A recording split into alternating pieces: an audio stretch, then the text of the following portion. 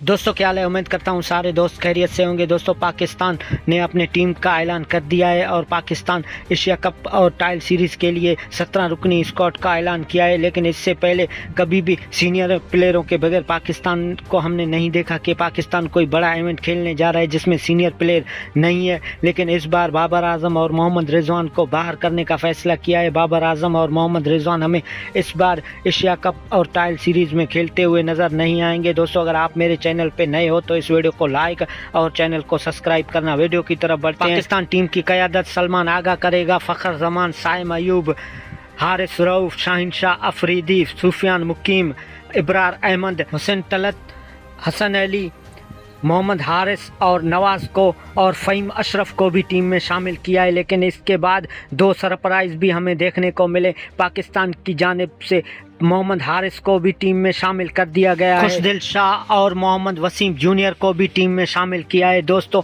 खुशदिल शाह और वसीम जूनियर पता नहीं किस कारकर्दगी के बिना पर पाकिस्तान टीम में शामिल हो गए हैं। बाबर आजम के फ़ैन खासा मायूस दिखाई दे रहे हैं और मोहम्मद रिजवान के भी फ़ैन खासे मायूस हैं। दोस्तों क्या करें, इस टीम को अभी सपोर्ट करना पड़ेगा।